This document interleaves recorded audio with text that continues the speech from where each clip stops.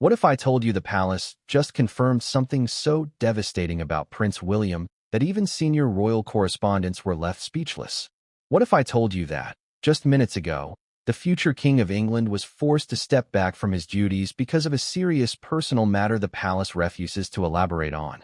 And what if I told you that the official statement barely scratches the surface of what insiders say is really happening behind closed doors?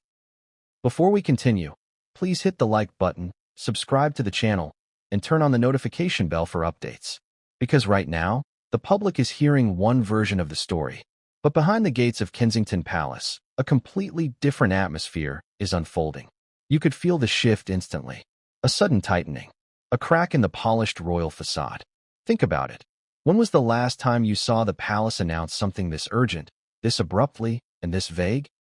For a family that plans every handshake, every camera angle, every pause and smile months in advance, this kind of sudden disruption isn't just unusual, it's history-altering.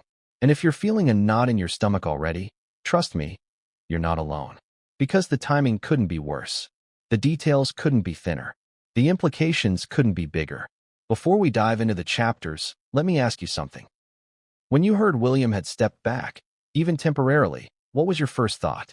Did you immediately question the palace's wording the way millions of viewers did? Did something about the announcement make you feel like there was more to this situation than the carefully polished one-sentence explanation being circulated by royal spokespeople?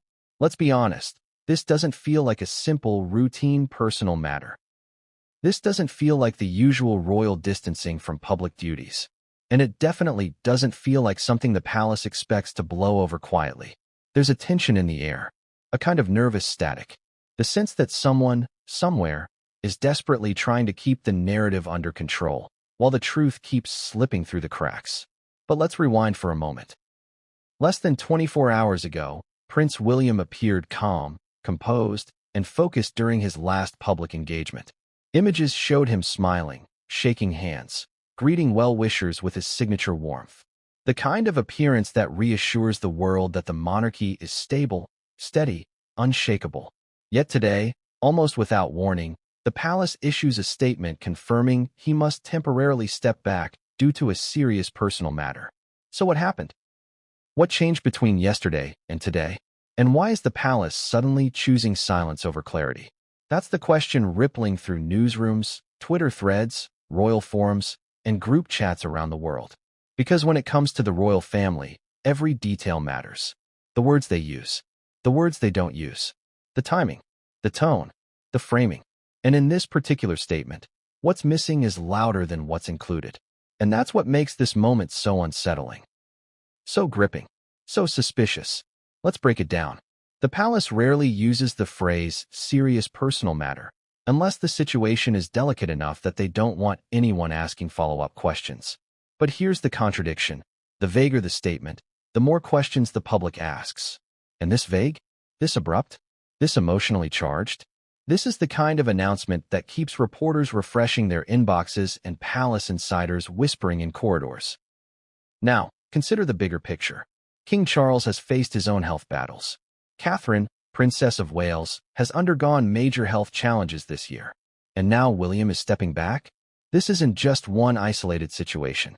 This is a pattern, a storm cloud gathering over the monarchy at the worst possible time. And if you follow royal protocol, you know that anytime multiple senior figures are out of action simultaneously, constitutional anxiety begins to mount. The public starts asking questions the palace doesn't want to answer. Questions about succession. Questions about stability. Questions about transparency. And with this announcement, the questions came fast. Why so sudden? Why so vague? Why now? Why William? The public wasn't prepared. Journalists weren't prepared. The palace itself seemed barely prepared.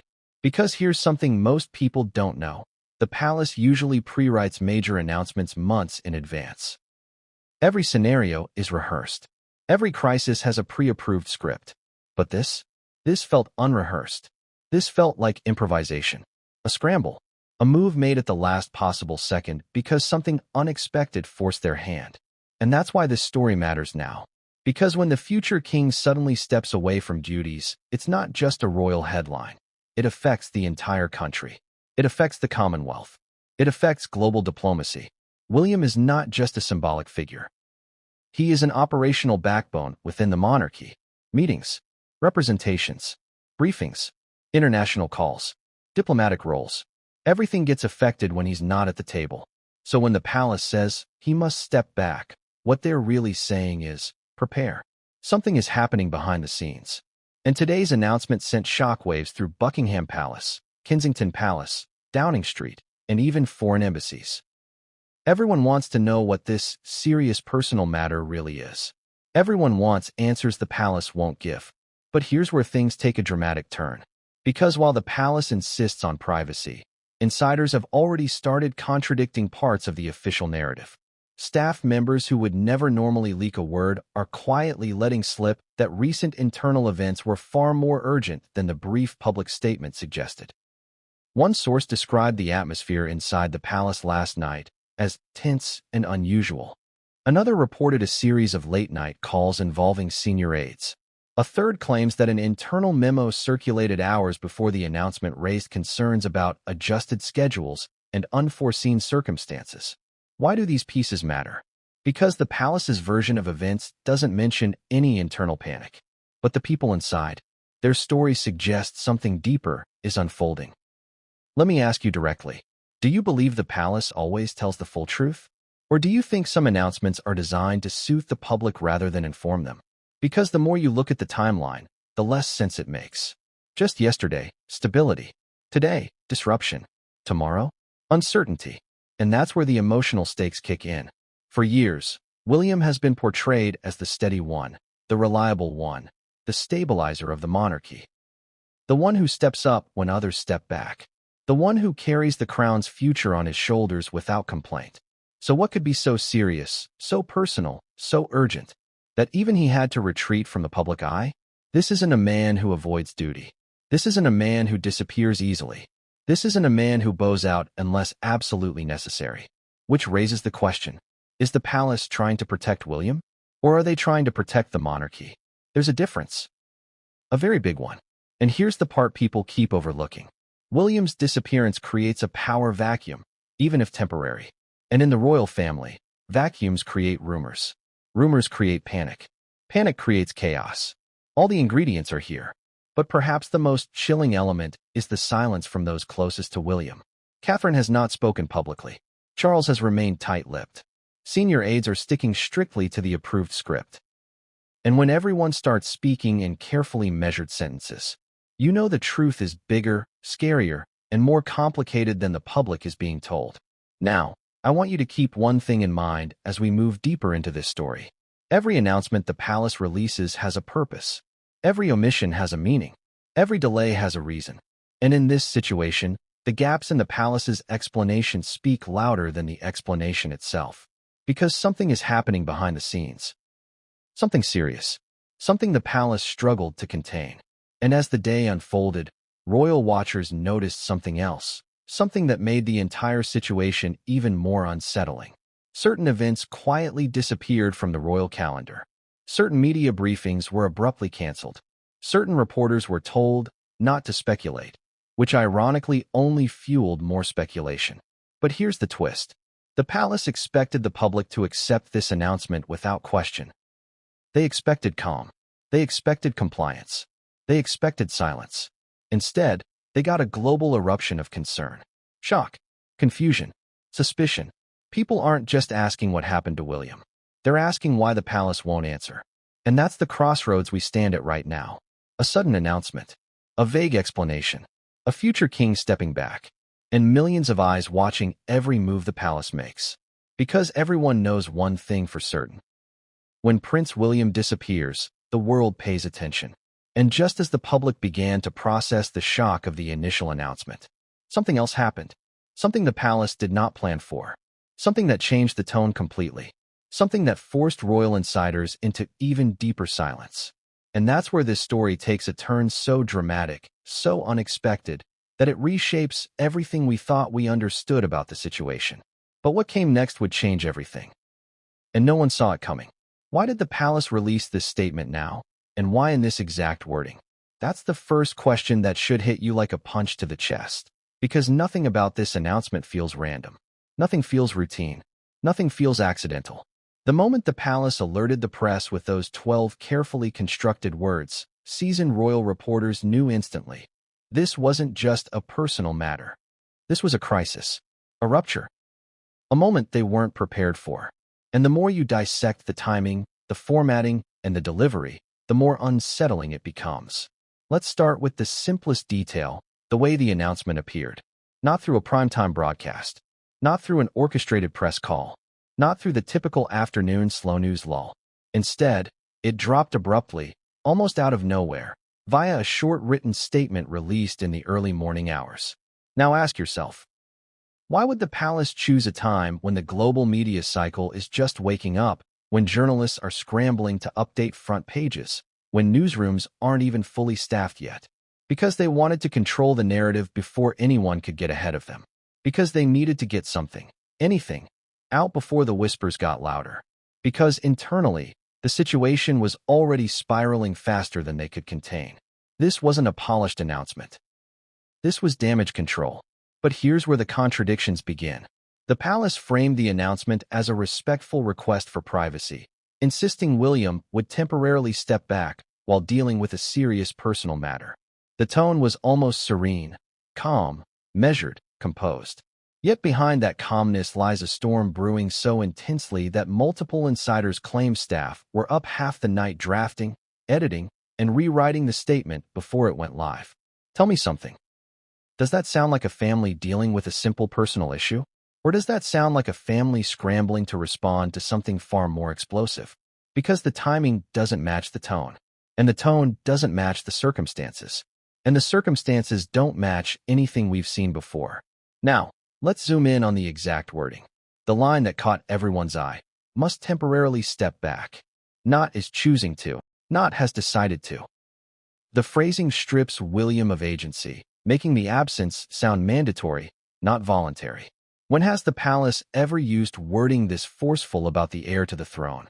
And more importantly, why would they choose to phrase it this way unless they had absolutely no alternative? There's a reason royalty watchers immediately froze when they read that line. It hinted at urgency.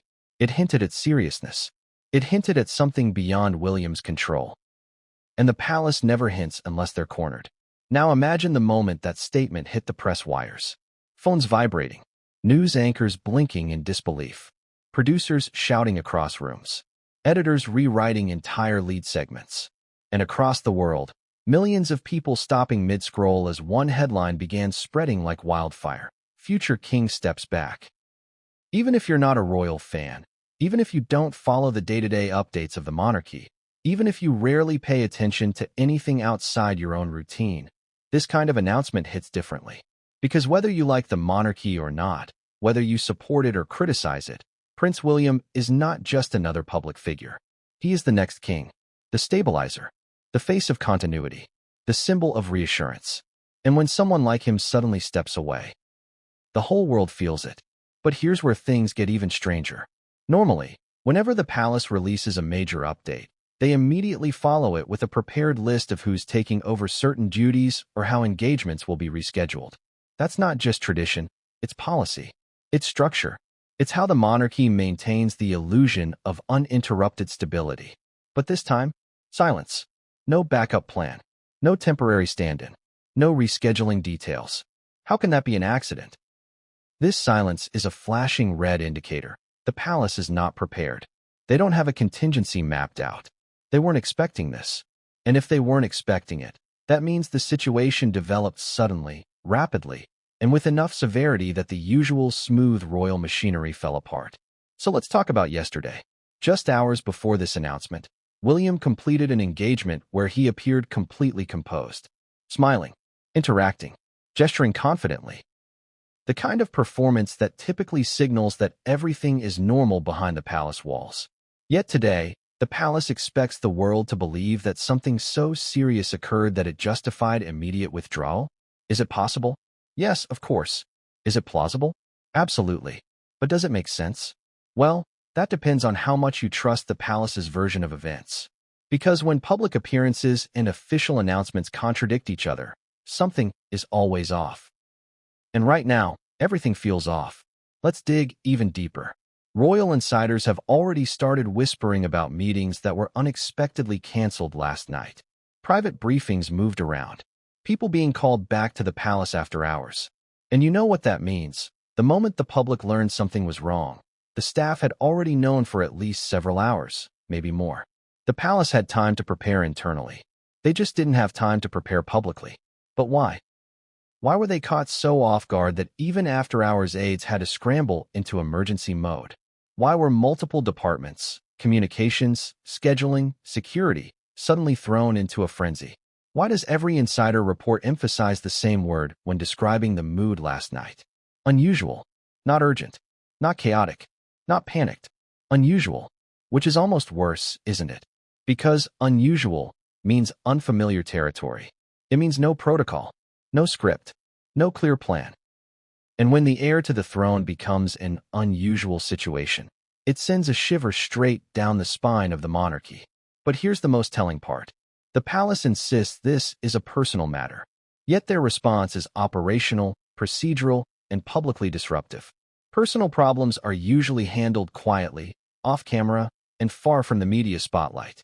So why was the world informed so quickly? Why did the palace feel obligated to speak now? Could it be because someone else was about to speak first? A journalist? An insider? A witness? A leak? This announcement feels less like a proactive message and more like a preemptive strike. A move to get ahead of speculation before it erupts. A desperate attempt to maintain control over a narrative that was already slipping beyond their reach. And as we break into the next segment of this story, here's the detail people keep missing. The person who delivered the announcement today almost never delivers medical updates, almost never steps into the spotlight during sensitive situations, almost never takes the microphone unless the palace wants to signal something big. Why them? Why now? Why this? Because the palace knows this is bigger than a simple personal matter. And if the messenger changes, the message changes, the weight changes, the stakes change. But that's the part that leads us into the next chapter. Because reporters immediately notice something off about who was chosen to speak today. Something that hints at far more tension behind the scenes than the palace wants anyone to realize. And while the world was still processing the sudden announcement, royal correspondents started whispering about the spokesperson's appearance, the wording they used, and the protocol that was quietly broken. Because if the announcement was unexpected, the person delivering it was even more unexpected. And that's where the story cracks wide open. But what came next would change everything, and no one saw it coming. Have you ever noticed how sometimes the biggest clue in a royal announcement isn't the statement itself, but the person chosen to deliver it? Because that's exactly what happened today. Before the public even had time to digest the shock of Prince William stepping back, royal correspondents were already whispering. Why them? Why now? Why this specific spokesperson? So let me begin this chapter with a question that might change the way you look at this entire situation. What does it mean when the palace chooses a spokesperson who almost never delivers medical or personal updates? And yet, suddenly, they're front and center. This is your first red flag. Because the palace is a machine. One built on hierarchy, tradition, and protocol. Every role is predetermined. Every line of communication is pre-approved. Every announcement has a designated messenger. And when the wrong messenger appears at the wrong time, it's never a coincidence. It's a sign of disruption. Normally, updates about a senior royal stepping back, especially an heir, are delivered by a very small, very specific group of palace officials. People the public recognizes. People the press expects. People whose presence alone signals stability. But today we saw someone else. Someone lower on the hierarchy. Someone rarely heard. Someone rarely seen. Someone who usually handles logistical statements, not crises. And that's what made every seasoned journalist freeze. Because when the palace avoids using their usual crisis communicators, it means they're trying to avoid drawing more attention to the severity of the situation. It means the senior spokesperson, the person the public would pay close attention to, couldn't deliver the message without raising more alarm. And here's the contradiction that makes this moment so explosive. If the situation were truly minor, they'd have used the usual faces. If the situation were routine, they'd have followed tradition. If the situation were carefully planned, they'd have followed the script. But they didn't. They broke their own pattern. And when an institution built on centuries of structure breaks pattern, something serious is happening. Now, let's paint the full scene. The spokesperson walked out looking unusually stiff, a tightness in their posture, a tension around the eyes, their voice measured but slightly strained. The kind of tone you hear from someone trying very, very hard to keep their emotions within the narrow confines of professionalism. And the reporters in the room? They noticed. Instantly. Because journalists who cover the monarchy aren't like typical reporters. They're trained in royal microanalysis. They notice posture, breathing, pauses, word selection, even the order of sentences. They know when something feels rehearsed and when something feels improvised. And what they saw today didn't feel rehearsed. It felt cautious, guarded, carefully controlled, yet strangely fragile. Let me ask you, when was the last time a royal spokesperson looked nervous delivering an official statement? Exactly. Now, here's where things take a twist. According to multiple insiders, this spokesperson wasn't originally scheduled to deliver this announcement. In fact, and this is where eyebrows shoot up, they were reportedly pulled in at the last minute after an internal disagreement regarding how the update should be framed. An internal disagreement. Inside the palace. On the morning the future king steps back. Think about that for a moment. Can you imagine the tension? The closed-door debate?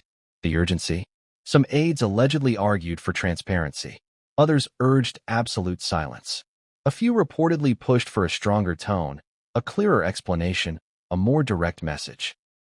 But ultimately, a last-minute compromise was chosen, and a lower-ranked spokesperson was sent out to read a carefully diluted statement designed to keep the public calm. Let's talk about that diluted tone for a moment.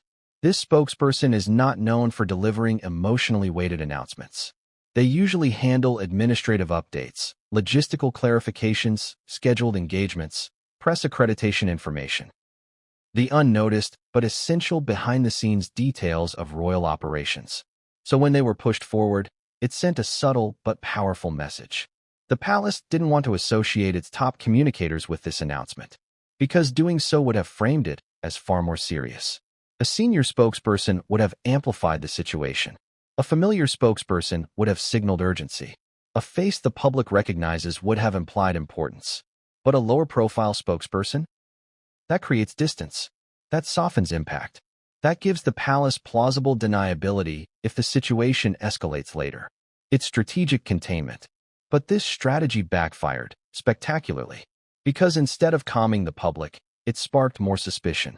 Reporters in the room described the atmosphere as tense and unusually quiet. Normally, after a royal announcement, reporters shout questions. Cameras flash. Microphones thrust forward. But today, something strange happened. After the spokesperson finished reading, there was a brief silence, a stunned, uncomfortable pause, before the first question was even asked. Why? Because no one knew how to react. The spokesperson's tone didn't match the seriousness of the message. The wording didn't match the intensity of their body language. And the absence of senior palace officials didn't match the gravity of William stepping back. Nothing matched. Nothing aligned. Nothing made sense. This contradiction between the gravity of the situation and the choice of messenger became the biggest story reporters chased after leaving the room. Because here's a secret insiders know. When the palace tries too hard to downplay something, that's when you should worry most. But let's go deeper. Because the spokesperson themselves added another layer of mystery. They refused to answer follow-up questions. Not one. And that never happens. Even when palace officials can't disclose details, they at least offer clarifications. They provide comforting language. They reassure the public with phrases like, "The prince is doing well," or "There is no cause for concern." But today, nothing. Just a brief statement followed by a firm refusal to elaborate. And the more the spokesperson avoided engagement, the more reporters realized something wasn't right. Now, ask yourself this. When a palace spokesperson avoids questions, what does that tell you? Is the truth too sensitive? Is the situation evolving too quickly? Or is the palace hiding details they aren't ready for the world to know? Because silence can be louder than any statement. And then came the moment that completely changed the tone in the room, and ultimately the tone of the entire story. A journalist asked a simple question. Is this related to the prince's health? The spokesperson paused for just 2 seconds, But in royal communication, a 2-second pause is an earthquake. That hesitation signaled confusion, or fear, or a lack of instructions, or an internal disagreement about what they're allowed to say. And then they replied with a line so vague it only raised more alarm. This is a personal matter. Not no. Not this has nothing to do with health. Not the prince is safe. Not the prince is fine. Just a personal matter. And again, silence. This is where the journalist's instincts activated like alarms. This is where the public's suspicion intensified. This is where the palace's careful messaging started to unravel. Because a refusal to deny health concerns is as close as you can get to confirming them without saying the word. And as soon as that moment passed, correspondents began texting editors, calling producers, and rapidly adjusting headlines. Something was wrong. Something big. Something the palace wasn't ready to discuss openly. And here's where this gets even more fascinating. Multiple insiders later revealed that the spokesperson chosen today wasn't just chosen because they were low profile. They were chosen because they were the only one willing to deliver the statement without insisting on transparency. Let that sink in. This means at least one senior communications official reportedly refused to deliver the announcement unless more clarity was provided. They were overruled, and the palace needed someone who would stick strictly to the script without improvising. Why would a spokesperson refuse unless the script hid something significant? What detail was removed? What part of the story is the palace not ready to tell? Because whenever there's internal disagreement inside the palace, it always points to one thing. The official version doesn't match the internal truth. And that brings us to the most alarming detail of all. Something reporters didn't notice immediately, but became stunningly clear upon replaying the footage of the announcement. The spokesperson looked emotional. Not visibly crying, not trembling, but strained, eyebrows slightly furrowed, jaw tight, eyes repeatedly blinking as if fighting something back. That is not normal for a scripted royal announcement. That is someone struggling with the gravity of what they're saying or the gravity of what they're not allowed to say. So the question becomes, what does this spokesperson know? What were they instructed to hide? What truth were they forced to stand in front of the world and conceal? Because the palace wanted someone who would follow the script. But they didn't choose someone who could hide the anxiety behind the script. And that's when the reporters realized. This story goes deeper than the statement, deeper than the spokesperson, deeper than the words serious personal matter. And as more insiders began leaking tiny fragments of the internal chaos, the picture started to shift dramatically. Because the person delivering the announcement wasn't the only surprise. Something else was missing. Something crucial. Something that made the entire situation even more alarming. And once people noticed what that missing detail was, everything changed. But what came next would change everything, and no one saw it coming. Let me start this chapter with a question that should send a chill down your spine. Why did the palace deliberately leave out the one detail they always include in announcements about senior royals stepping back? Because once you realize what's missing, everything, and I mean everything, about this situation becomes 10 times more suspicious. So here's the mini hook for this chapter. Every royal statement about a medical issue, a recovery period, or a temporary absence includes a specific detail that the palace considers non-negotiable. But in Prince William's case, that detail is completely gone. No timeline, no expectation of return, no projected availability, no mention of upcoming engagements being rescheduled, postponed, or reassigned. Nothing. Just a void. A deliberate, uncomfortable silence. And if you know anything about royal communication, you know silence is never meaningless. So ask yourself this.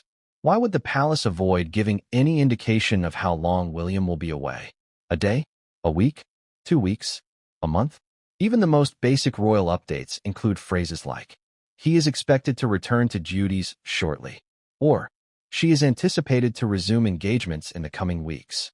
Or the classic comfort line, this is not expected to affect long-term responsibilities.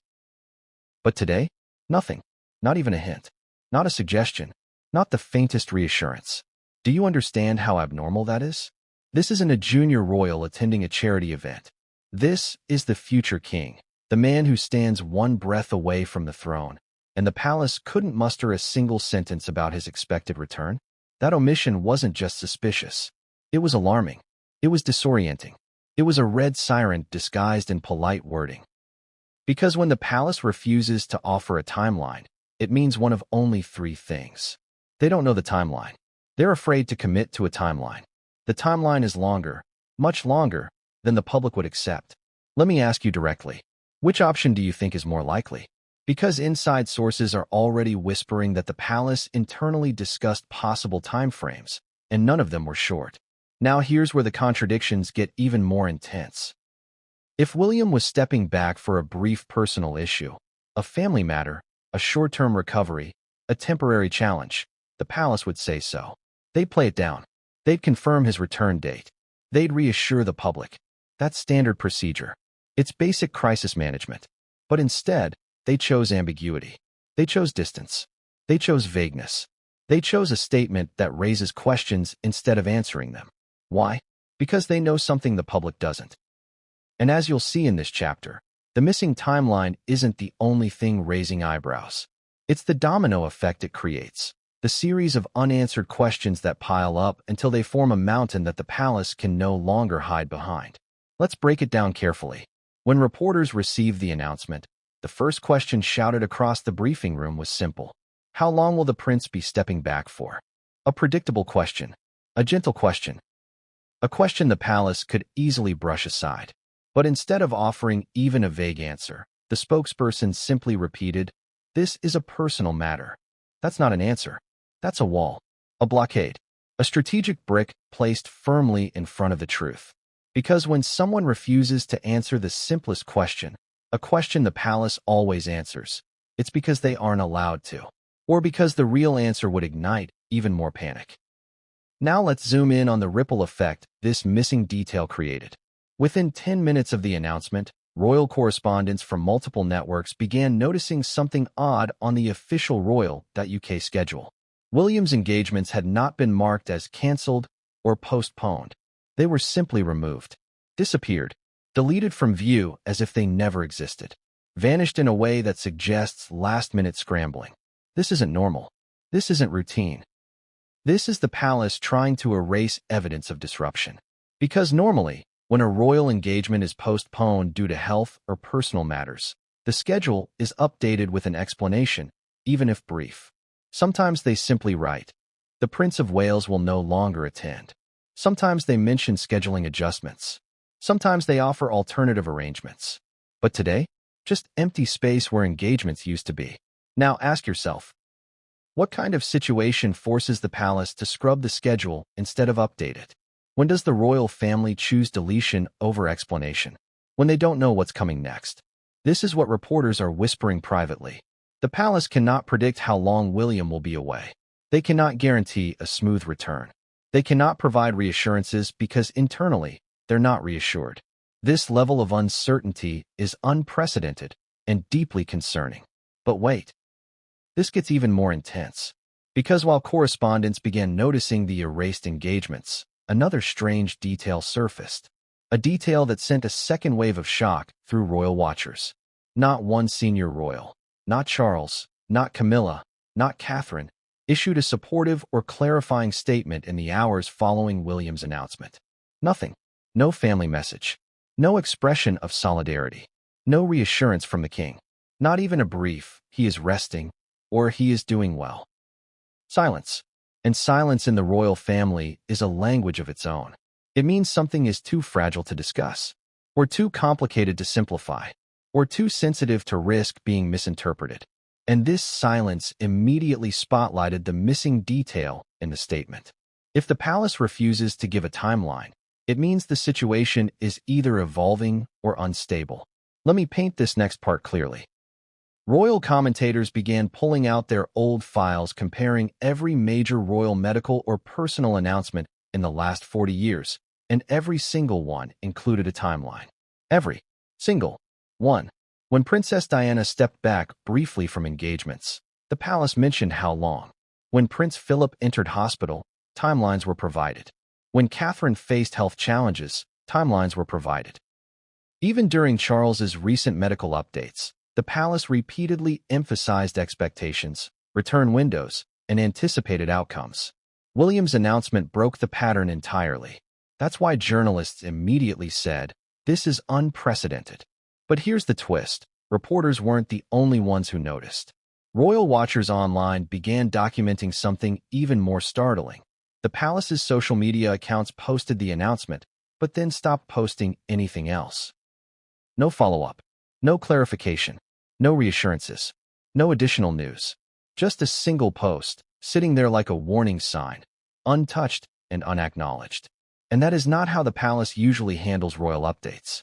Normally, after releasing a statement that sparks global concern, they follow up with supportive content, a photo, a reminder about upcoming engagements, a quote from a senior royal, anything to dilute panic. But today, absolutely nothing. This is the palace holding its breath. Now here's another contradiction. Royal insiders claim that before the statement went public, certain staff members were instructed to prepare for adjustments. But adjustments to what? To whom? For how long? This confirms the palace was planning something behind the scenes, but refused to reveal it publicly.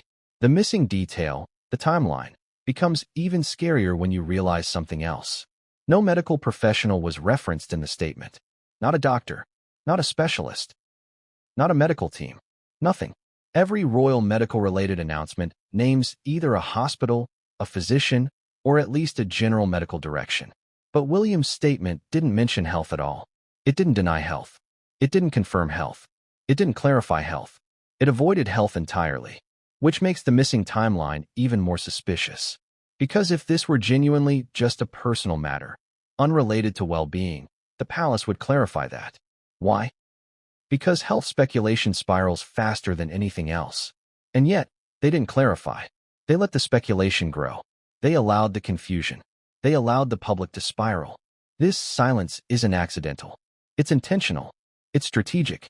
It's protective. Protective of what? Or who? This brings us to the most disturbing part of this chapter, something reporters caught only after reviewing the announcement multiple times.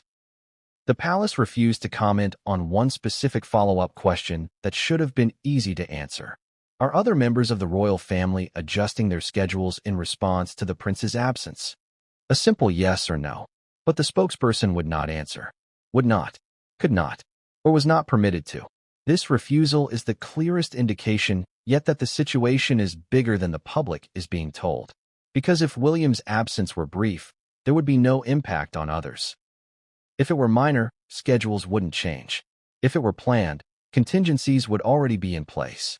But the palace's refusal to confirm or deny any adjustments hints at internal disruption, maybe even panic.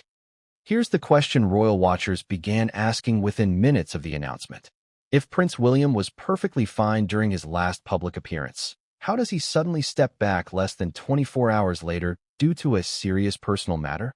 Because let's be honest, the timeline doesn't just feel off. It feels impossible, illogical, like two puzzle pieces forced together even though they don't fit. And that's the mini-hook for this chapter.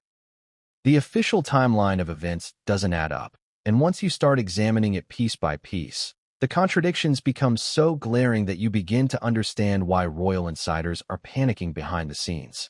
Let's begin at the start.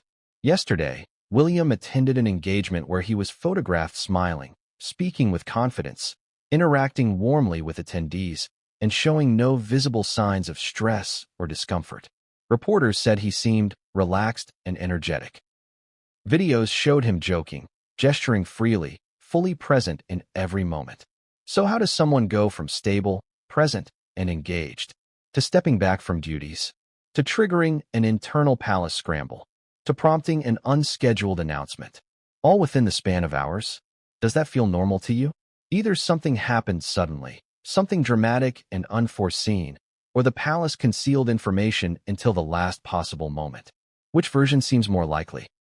Let's break down the timeline as it actually unfolded, because this is the part the public was never meant to see. The last public engagement ended in the late afternoon. William returned to Kensington Palace around early evening. According to internal sources, nothing appeared unusual at first. Routine calls were made. Briefings completed. Normalcy, at least externally. But at some point between 7 p.m. and 10 p.m., something changed. That's when aides reportedly began working unusually late. That's when last-minute calls were made. That's when internal memos were drafted. That's when calendars were adjusted. That's when the first signs of disruption began bubbling underneath the surface. So what happened during those 3 hours? That's the question royal insiders refuse to answer, and the palace refuses to explain. But here's the contradiction that makes this timeline even more bizarre. If this were a planned step back, why wasn't the announcement prepared ahead of time?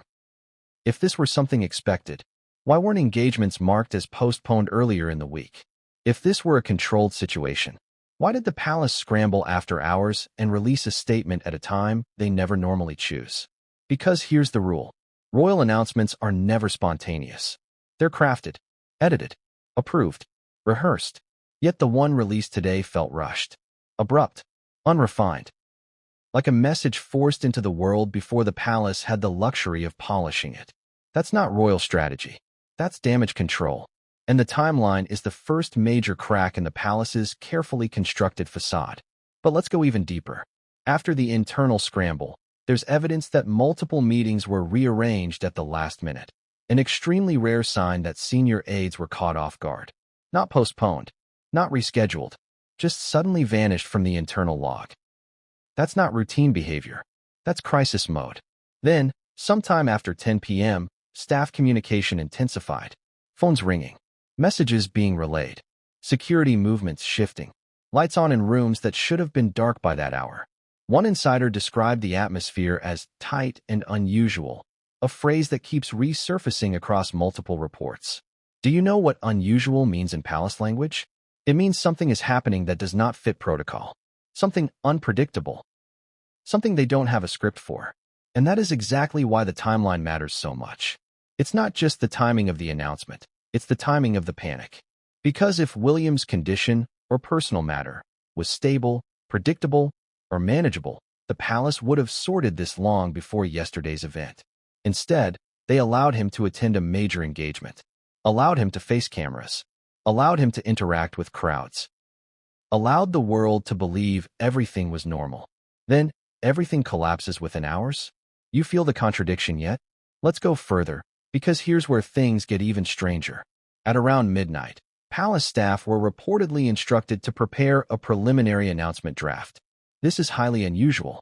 Midnight drafts happen only during emergencies, scandals, deaths, or sudden health crises. Yet this draft, which wasn't finalized until early morning, is what the palace released. And here's the chilling part.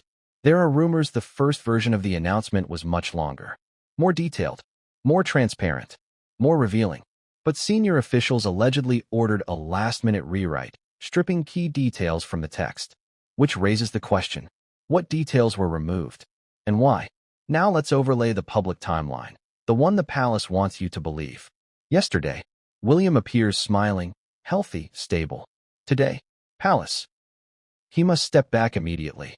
But behind the scenes, late-night panic, meetings, deleted schedules, conflicting instructions, multiple drafts, a rushed statement. This is not the timeline of a minor issue.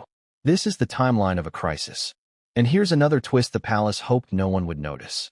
Reporters who were present at yesterday's engagement say William seemed unusually subdued at one specific moment, a moment that now, in hindsight, feels far more significant.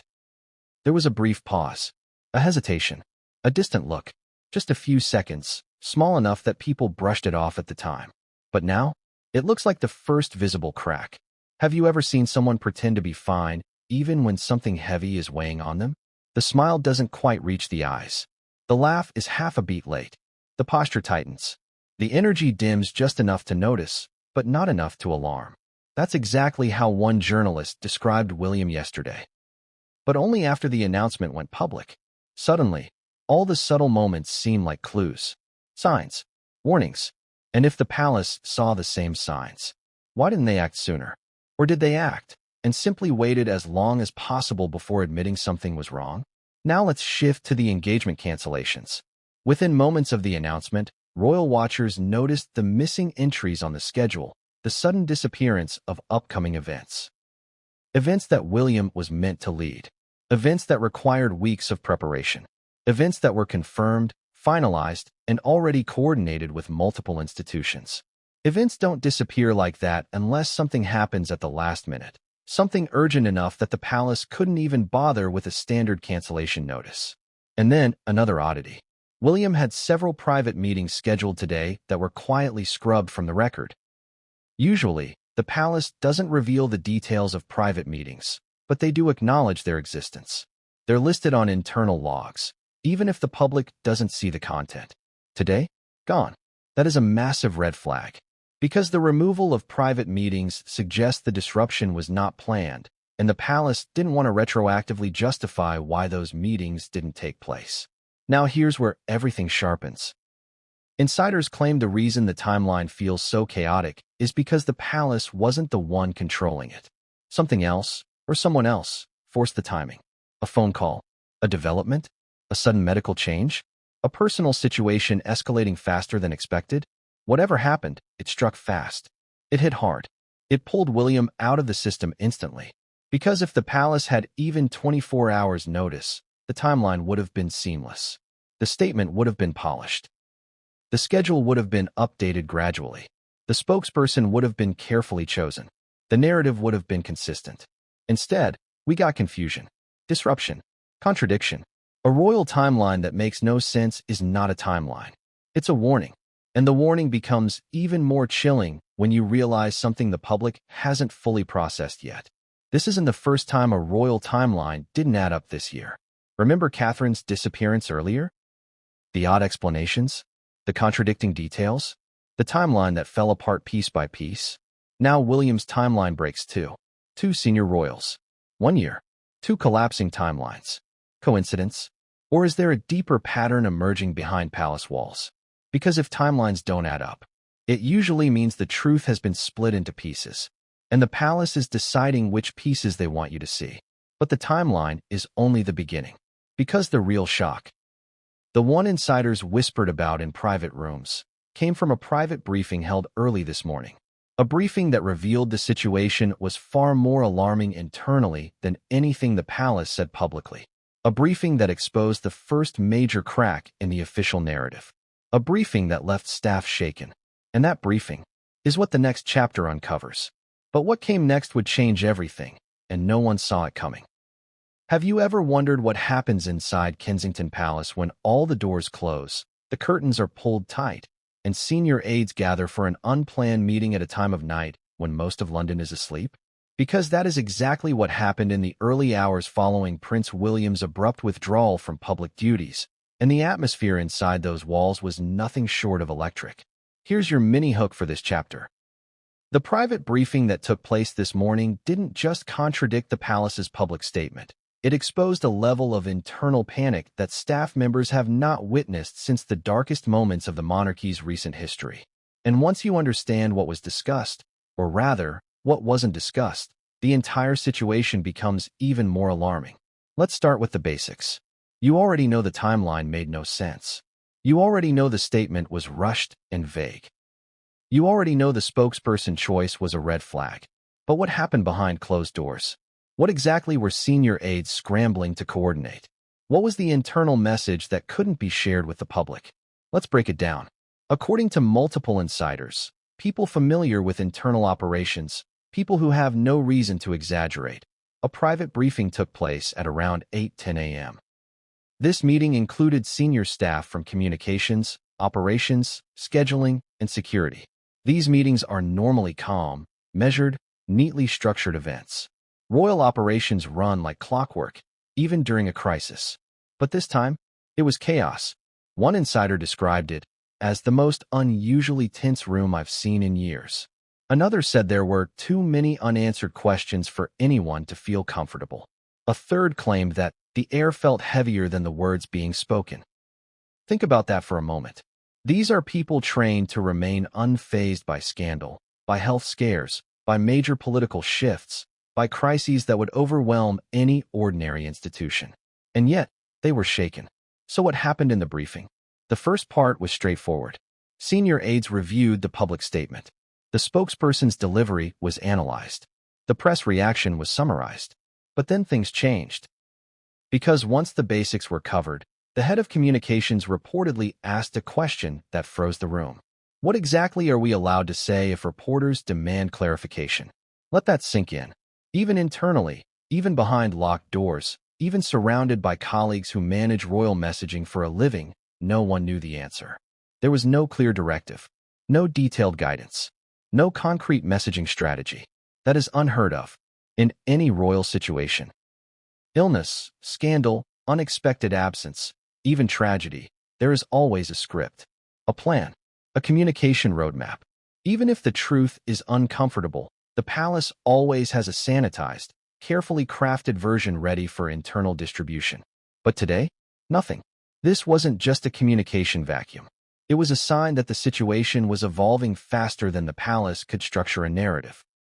And the lack of clarity created an emotional undercurrent in the room that staff struggled to hide. One insider said, "When no one knows what they're allowed to say, it's because the truth is too unstable to package." But that wasn't the only red flag. The second part of the meeting, the scheduling update, sent an even deeper shockwave through the room. Normally, the operations team provides updates like, Engagement A is postponed. Engagement B will be reassigned to another senior royal. Engagement C will resume at a later date. But today's update was different. It wasn't a list. It wasn't organized. It wasn't calm. It was just one sentence. Everything involving the prince is on hold until further notice. No end date. No temporary assignments. No contingencies. No backup royals stepping in. Just on hold. For a royal office that depends on precision, this phrase is catastrophic. Because on hold doesn't mean for the next few days. It doesn't mean until later this week. It means we don't know what happens next. It means uncertainty. It means fear. It means the palace cannot promise stability, even internally. And that is the detail that startled staff more than anything else. But here's where the emotional tension spikes.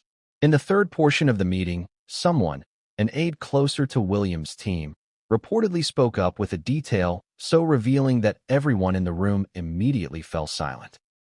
According to leaks, they said, "We need to prepare the possibility that the prince won't be able to resume duties for longer than anticipated." Longer than anticipated. But the palace hasn't publicly anticipated anything. They've offered no timeline at all. So if they're saying longer than anticipated inside, that means they do have an internal expectation. And it's not short. This was the moment the room shifted. Because with that one sentence, it became painfully clear that the situation was not temporary, or at least not temporary in the way the public has been led to believe. But what could be so serious, so delicate, so unpredictable, that the palace is preparing for a prolonged absence from the heir to the throne? This is where the contradictions get deeper. Because although the palace refuses to mention health, the internal discussion heavily circled around operational shifts. The exact shifts that occur when a senior royal is expected to be unavailable for a significant period. Now let me ask you a direct question. If William were stepping back for something minor, something short-lived, something simple or personal, would the palace be preparing for an extended period without him? You already know the answer. But here's the part that staff reportedly struggled with most. The emotional part. The part they weren't expecting. At one point, someone in the room asked, "Is the princess aware of the situation?" The response, a quiet, unsettling, "She is aware." No elaboration, no reassurance, no explanation, just "she is aware." That phrase carries emotional weight. It also carries the suggestion that William's situation is not isolated, that the family is bracing, that something larger is unfolding at the center of the monarchy. When the meeting was moments from ending, papers shuffled, laptops closing, aides preparing to stand, someone asked a question so sensitive, so explosive, that it immediately stopped everyone mid-movement. The question was simple, but the weight behind it, devastating. Has the Prime Minister been briefed? The room froze. Because that question means one thing and one thing only. This isn't just a family matter anymore. This isn't just a private issue. This has reached the level of state concern. Royal family members do not notify the Prime Minister unless their situation poses constitutional implications, operational disruptions, or succession considerations. It's not ceremonial. It's not polite. It's protocol. If the Prime Minister has been briefed, or is going to be briefed, that suggests the palace is already anticipating ripple effects that extend beyond personal life and into governance. So how did the operations head respond? Not with yes, not with no, but with something much darker. That is being handled separately. Handled separately, meaning This briefing you're in, the one causing this tension, it's not the main briefing. There is a second briefing happening, one you're not invited to. One involving political leaders. One involving constitutional advisors. One involving people who don't get involved unless something is genuinely wrong. At that moment, several aides exchanged looks. The quiet kind of look where two people realize at the same time that they don't have all the information. And worse, they might not be meant to. This is the first sign of a tiered crisis. A situation compartmentalized at multiple levels. The staff in the room were being told what they needed to know, not what they should know. Let me ask you something. Why would senior staff, people close to the future king, be kept partially in the dark unless the palace feared leaks, panic, or miscommunication? This means the truth is being held by a very, very small circle. And that is exactly why the emotional temperature in the room shifted from confusion to fear. Because compartmentalization only happens when something sensitive or dangerous is unfolding. But here's where the story takes an even sharper turn. Once the meeting adjourned, several aides broke off into smaller groups. Hushed conversations in hallways, quick exchanges by elevators, nervous glances at locked office doors. And what leaked from those small clusters adds a whole new layer to the mystery. One aide claimed that the decision to release the announcement wasn't a unanimous one. Some senior staff reportedly urged the palace to wait. Others argued to release it immediately. And the split wasn't a mild disagreement. It was described as a clash. Why would there be a clash unless people had differing levels of information? Unless some believed the situation wasn't yet definitive, while others believed waiting even an hour longer could make the palace look like it was hiding something. This internal conflict is exactly what leaves openings for leaks. And that's why small, contradictory details began surfacing almost immediately after the meeting ended. Because when the palace is aligned, nothing leaks. But when the palace is divided, the truth slips out in fragments. Here's one fragment. According to someone familiar with the communications team, a senior aide reportedly said the most chilling line of the morning. Whatever we say now may need to be revised. Revised. Do you understand what that means? It means the palace expects the story to evolve. It means the palace anticipates new developments. It means the situation is not stable. And therefore, the public statement may not hold. Which raises a terrifying question. If they already suspect the public announcement might need revision, what exactly are they bracing for? Now let's talk about security, because this is where the briefing took an even stranger turn. After people began leaving the room, an internal memo circulated, directed at the security division, instructing them to prepare for potential modifications and movements. That phrase may sound harmless, but in royal operations, modifications and movements means one thing. Routes might change, schedules might shift, security detail might increase, or, in the most extreme cases, movements might stop altogether. So why would security need to be alerted? Why would William's absence cause movement adjustments at all? Unless either William himself requires protection due to vulnerability, or the palace anticipates a situation that could expand and affect other royals. This is not standard. This is not normal. This is not protocol for personal matters. But let's move to the emotional core of this chapter, because this is the moment staff realized the situation was far more serious than the public believes. After the briefing, one aide reportedly stepped into a corridor, leaned against a wall, and whispered to a colleague. This feels too familiar. Too familiar. And when pressed, they elaborated quietly. The last time the atmosphere felt this heavy was before the Queen's announcement. Let that sink in. They weren't comparing the situation itself, but the atmosphere inside the palace.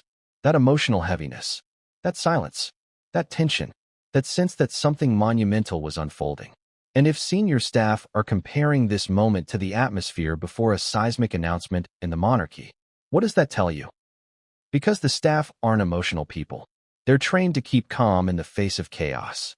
They don't react like this unless something is deeply, profoundly unsettling. But here comes the most startling part of the chapter, the detail that shook even veteran royal staff. During the briefing, someone asked a question that no one expected to ask this early in the situation. Should we begin drafting alternative arrangements? Alternative arrangements. Not for schedules, not for press, not for travel, but for representation. When the heir to the throne steps back, the monarchy's functional structure shifts. Normally, backups are arranged quietly and early to avoid disruption. But drafting alternative arrangements this quickly is unprecedented. This suggests one thing.